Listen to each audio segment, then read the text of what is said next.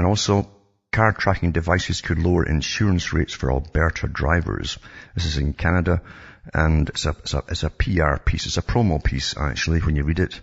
It's been a handout as far as I can see. And it's a rah-rah thing of how it'll lower your insurance rates if you get one of these devices and put in your car or your vehicle. It says telematics devices installed in cars could reward more. These are the psycholinguistic words. Could reward more cautious Alberta drivers. That's right in the first line. That's your grabber for the folk to suck into it. With lower insurance rates. The province is currently studying whether to allow the voluntary devices which are already being used in Quebec. And it says that technology is allowing the motorists to see exactly how good they really are, and the insurance company is keen to see such devices allowed in Alberta. The province is currently studying it, and if and when such technology termed telematics could be green-lighted. It's already in place in Quebec, and the insurance industry believes it's just a matter of time before all provinces follow that lead across Canada. Heather Mark, Director of Government Relations for the Alberta branch of the Insurance Bureau of Canada, said the industry is waiting to see how the government will regulate the technology. Now, I'll guarantee you, once they've got everybody on this thing and they make it law, then the insurance companies will just jack up all their rates again, because they have to maximize their profits too. And they've done this unilaterally in Canada. Just when they see there's not enough money coming in, or there's not, etc., they just jack it all up out of sight. We're one of the highest paying insurance for vehicles in the world, really, is in Canada. So they're not going to lower their prices for very long, believe you me. If it's for a little while, it's for a plan, basically, an economic plan. And in about 2 years after that, once it's all across the board, everyone's got this device in, they'll jack up their insurance again. They're not going to lose money. I don't care how good a driver you are. It's not going to happen, folks. But just to get everybody under surveillance is the real reason for all of this. But I'll put the link up tonight at cuttingthroughthematrix.com. And also, members of the European Parliament, it says, this is going to be the big thing, folks. They're readying for the crashes and the plundering of bank accounts. Members of the European Parliament vote to protect small bank depositors, it says. And it says the bail-in of any creditors should be done according to a clear hierarchy, with depositors with savings over 100,000 euros last in line, while deposits under 100,000 euros would be fully protected, said Green Economic and Finance spokesman Philip Lamberts in a statement. I wonder what ethnic group that is, Green. Anyway, it says the votes amended the European Commission's bank recovery and resolution proposal. So they're really pushing it. That's from the EU, from their bank system. And then you find that Bank for International Settlements and the IMF attacks on quantitative easing, that's your inflation, deeply misguided, warn monetarists. So monetarists across the world have warned that the International Monetary Fund, that's the big boys that were set up by the Royal Institute of International Affairs, a private organization, CFR, and the Bank for International Settlements, same group, are making a historic error by calling for a withdrawal of emergency stimulus before the global economy has fully recovered. So they warned against ever more monetary policy activism to keep the global economy afloat. They called on the US, Britain, Japan and Eurozone to restore interest rates to normal levels sooner rather than later. And the two watchdogs landed broadsides against central bank last week. It says that the BIS, the Forum of Central Banks, was particularly blunt, seeming to imply that quantitative easing does not work. Critics say that risks undermining the credibility of radical measures when more may yet be needed. They fear central banks could repeat the mistake made in 1937 when the Federal Reserve lost its nerve and tightened too soon, tipping America back into depression. The Bank for International Settlements and the IMF are deeply misguided and risk doing the world a grave disservice. The biggest threat right now is irrational fear of bubbles amongst central banks, said Lars Christensen, a monetary theorist at the Danske Bank. How can they criticize the Bank of Japan for pulling the country out of 15 years of deflation and the longest asset price collapse in modern history? Mr. Christian said deflationary forces are stalking the global economy, making it essential to offset budget cuts with monetary stimulus. The US is tightening fiscal policy by 2% of GDP this year, and the most in half a century. So they're not happy with the IMF and the BIS, but the BIS wants to have a crash so that they can take full power over the planet, folks. That's the big agenda. That's what they were set up to do in the first place by the private organization, the Royal Institute for International Affairs, Council on Foreign Relations. That's who created them and still runs them. To do this very thing, to take over the world. And also, this article 2 is to do with the Obama administration denial of asylum for a German homeschool family. Now, you've seen he's given a blanket asylum for all the illegal immigrants that came in and from Mexico. But one family came from Germany, and it says, today the Sixth Circuit Court of Appeals upheld the Obama administration's denial of asylum granted to Yu and Hannelore Romik and their 6 children. The Romiks fled Germany in 2008 when they were subjected to criminal prosecution for homeschooling.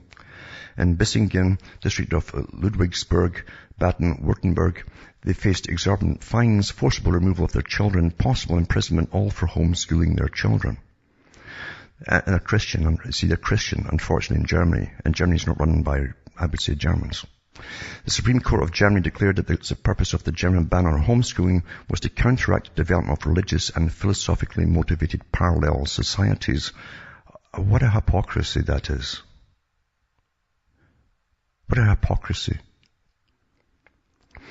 The family currently residing in Tennessee who was granted asylum in 2010 by immigration judge Lawrence O. Berman, but that grant was overturned by Board of Immigration Appeals in 2012. So now maybe they've turned it down, so they might just send them back. And they'll just grab their children off them. And it's a good family, and they're hardworking and all the rest of it. But they have odd ideas like Christianity. And Obama and all his boys behind him, especially the boys behind him, really hate Christianity. Yep, they do. And it's up to you to find out why. Most folk in Europe had never heard of the College of Europe. The College of Europe was set up quietly at the end of World War II to train bureaucrats in what they had planned for eventually not a free trade association, as they called it, a trading association, economic union, but a total integration of Europe. They lied for years, right until the 90s. That's when they admitted the truth to the public, that they'd actually planned this since then. Anyway, the College of Europe, the training ground for Europeans' Union civil service since the end of the Second World War, has denied censoring an article by a former student depicting European Commission President José Manuel Barroso as a shallow politician without credibility or any sense of the crisis now shaking the foundations of Brussels. College staff say they took down the article from the institution's newly launched blog because the author had not put his name to it, as is required by rules, not because of his criticism of the man leading the institution where many students end up working.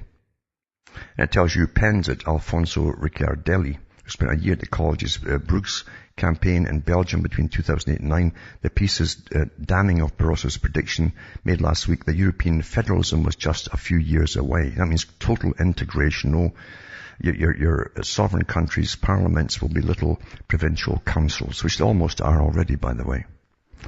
Entitled Barroso's Promise of a Federal Europe is an insult, the article, since reported to the blog, underlined the breadth of the gulf between the Brussels elites and Europe's voters. Talk of federalism is incomprehensible at a time of waning EU confidence and economic recession. I mean, they've all been plundered by this new bank they've set up for the Central Bank for Europe. Ricciardelli writes, the President's State of the Union's address, what a pompous and inappropriate name, for the past 3 years have certified the state of denial of the crisis, of the institutional turmoil, of the decadent role of the European Commission itself. The article continues, the legacy of these 8 years of Barroso's presidency is evident and could be easily summarized. A few unconvincing speeches, a constant incapacity to negotiate from an even position with national politicians and with other institutions, and a lack of initiative that clashes so stridently with the abundance of declarations of principle. So it's what he's really complaining about here is the fact that they're supposed to, under all the chronology agreements they made over many, many years, and it's telling the public it was just to do with trade, etc., and you still be national, you have your national sovereign countries. And he's basically saying that the intention was never to give you and leave you with sovereignty, but to take it all away. And it's been a disaster. And it will continue to be a disaster financially too. And also, in Britain, they're stepping up snooping on the average person for taxes. The taxman is increasingly snooping on the private lives of taxpayers, with officials accessing thousands of pieces of personal information over the past year, it emerged. They're all doing it now. All the countries are doing it, by the way. It says it compares to more than 11,500 such views in 2010, which equates to a rise of almost 25%. That's snooping, according to stats released under the Freedom of Information laws. Using the Regulation of Investigatory Powers Act of 2000, Her Majesty's Revenue Collection Agency can access details on what websites are viewed by taxpayers, where a mobile phone call you made or received, and the date and time of emails, texts, and phone calls. From October 2011 to the end of September last year, HMRC was given 172 authorizations for directed surveillance, covert surveillance, mainly in public places. This has decreased from the previous year, but critics today accuse tax officials of pursuing wrong targets. It says the HMRC should be focusing on the estimated £35 billion lost tax, not snooping on hard-working people, said Stephen McPartland, the Conservative MP for Stevenage, who's campaigning for large companies to be more open about tax. It's not clear how many times the surveillance has led to successful prosecution for tax evasion, or where those found to be innocent are told that they have been spied on. Well, of course they won't tell them. So they're going after just the average Joes, not the big corporations, you see. But that's always, we live in corruption, folks. You don't have anything called democracy, equality, etc. Back with more after this.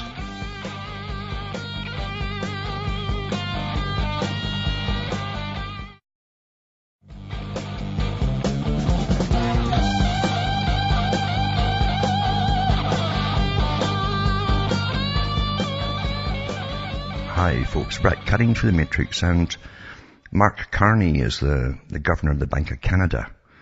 A rather obscure place. This bank, actually, is very undefined what exactly the Bank of Canada is anymore, except a meeting place where some government reps meet lenders and arrange loans.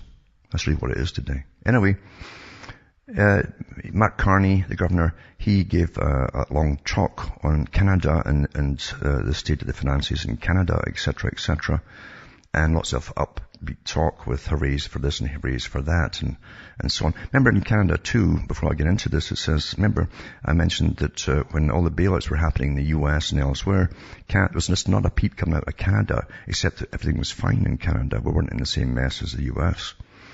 4 years after it, in 2012, it was admitted for the first time that the government had been bailing out some of the biggest banks in Canada. That's how they treat people in Canada, you know. And most Canadians don't mind that kind of being treated that way. So they're different, strange culture. But anyway, there's a PDF on this talk that Carney gave. I'll put it up. But it goes into near the 3/4 of the way through. It says, third, Canada has clear and credible recovery and resolution mechanisms, including lender of last resort policies, a deposit insurance scheme which with risk-weighted premiums and bridge banking powers that enable the rapid closure of failing institutions and the swift reopening of their viable operations. In its most recent budget, the federal government announced it will consult stakeholders on how best to implement a bail-in regime, that's thieving of the depositors' cash, to recapitalize failing Canadian banks that are systematically important to our domestic economy through the very rapid conversion of certain bank liabilities into regulatory capital. So, if you have a certain amount of, X amount of money in the bank over a limit, they're going to steal it all from you. They're already working on it hard. And they're doing this, folks, because it's going to happen. They don't do this unless they know it's all going to happen. They're doing it across in Britain, they're doing it in Canada, they're doing it in the States, they're doing it across the board. And again, the Bank for International Settlements and the IMF is behind a lot of this pushing. They've actually said that. And of course, these banks will plunder you all, losing nothing. Like the last time the taxpayers bailed them all out, and they'll still be operational after it. We're going to be scalped, is what it means. How else do you think they're going to bring in austerity? That's a big plan, you know, austerity. and the eradication of any semblance of a middle class. You don't really have middle class now today. You're either a billionaire. A millionaire is nothing today. You can lose that so quickly. But you're going to be in the billionaire class, even preferably the multi-billionaire class. And then you have all the rest of us down below. And that's what they want. Remember, it's the old communist system, again, that was funded by the Western banks. The whole communist system was funded by big Western banks, mainly in the US and in London, New York and London. They financed the communist revolution. And that is history. It's historical facts. You can check it all up yourself. And they like that kind of system because they would eradicate competition of people who already existed in those countries for newcomers to come in, certain newcomers, a particular newcomer in fact. And they're going at it again for the next phase, and then austerity for us all. From Hamish myself in Ontario, Canada, SQRs could reward more. These are psycholinguistic words. Could reward more cautious Alberta drivers. That's right in the first line. That's your grabber for the folk to suck into it. With lower insurance rates. The province is currently studying whether to allow the voluntary devices which are already being used in Quebec. And it says technically insurance for vehicles in the world really is in Canada. So they're not going to lower their prices for very long, believe you me. If it's for a little while, it's for a plan, basically an economic plan. And in about 2 years after that, once it's all across the board, everyone's got this device in, they'll jack up their insurance again. They're not going to lose money. I don't care how good a driver you are. Technology is allowing the motorists to see exactly how good they really are, and the insurance company is keen to see such devices allowed in Alberta. The province is currently studying it, and if and when such technology termed telematics could be green-lighted. It's already in place in Quebec, and the insurance industry believes it's just a matter of time before all provinces follow that lead across Canada.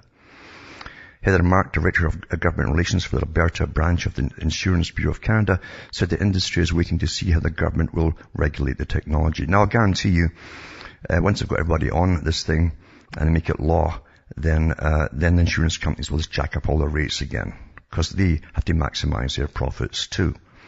And they've done this unilaterally in Canada. Just when they see there's not enough money coming in, or there's not, etc., they just jack it all up out of sight. We're on the highest. And also, car tracking devices could lower insurance rates for Alberta drivers. This is in Canada, and it's a PR piece. It's a promo piece, actually, when you read it.